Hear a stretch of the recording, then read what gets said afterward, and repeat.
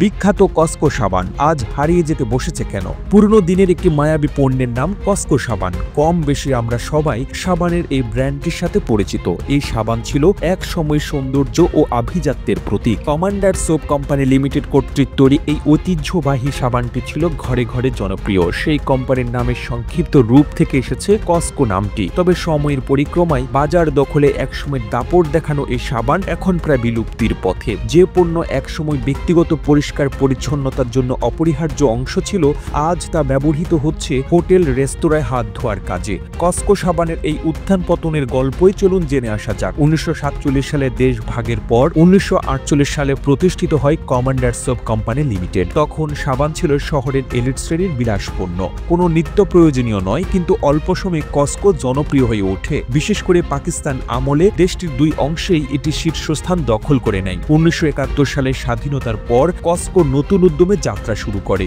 সে সময় ধীরে ধীরে বড় শহর ছাড়িয়ে মফস্বল এলাকাতেও সাবানের ব্যবহার বাড়তে থাকে। তবে তখনও এটি ধনী পরিবারের প্রতীক ছিল এবং উপহার হিসেবে বিয়ে সহ নানা অনুষ্ঠানে কসকো সাবান দেওয়ার চল ছিল ব্যাপক। 1980 এর দশকে সাবান সাধারণ মানুষের তো ব্যবহার্য পণ্যে পরিণত হতে শুরু করে।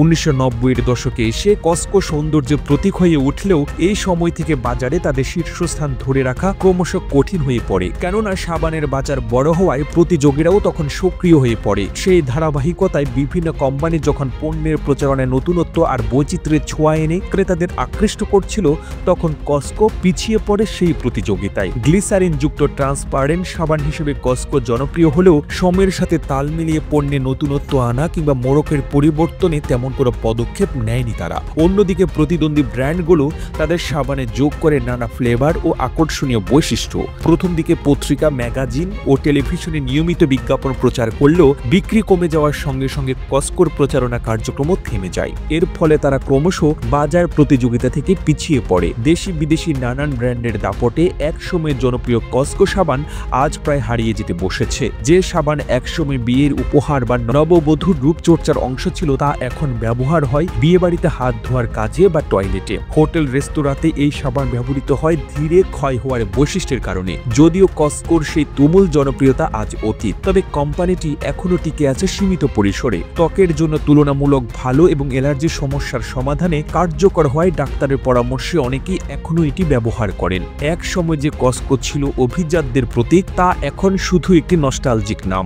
বাংলাদেশের সাবানের বাজার বছরে প্রায় 3000 কোটি টাকার। এর 45% দখল করে রেখেছে লাক্স, যেখানে স্থানীয়ভাবে তৈরি সাবান মেটাচ্ছে 80% চাহিদা, বাকি 20% মেটাচ্ছে আমদানিকৃত সাবান। এমন প্রতিযোগিতামূলক বাজারে একসময় জনপ্রিয় কসকো সাবান আজ প্রায় পেছনের সারিতে। কসকো সাবানের প্রতিষ্ঠাতা ব্যবস্থাপনা পরিচালক ছিলেন শিল্পপতি ফজলুর রহমান খান, আর 1985 সাল থেকে দায়িত্ব পালন করছেন তার ছেলে মোহাম্মদ জাকারিয়া খান। প্রতিবেদনটি তৈরিতে তথ্য ও উপাত্তের সাহায্য নেওয়া হয়েছে এমএসআর টিভি নামক ফেসবুক পেজ থেকে। আর এতক্ষণ আপনারা সঙ্গে ছিলেন বিশ্ব বাংলার। সেই সঙ্গে আপনি বাংলাদেশের কোন জেলা থেকে এই ভিডিওটি দেখছেন আমাদের কমেন্ট করে জানান। আমরা পরবর্তী ভিডিওতে আপনাকে ধন্যবাদ জানাতে ভুলব না। এতক্ষণ বিশ্ব বাংলার সাথে থাকার জন্য অসংখ্য ধন্যবাদ।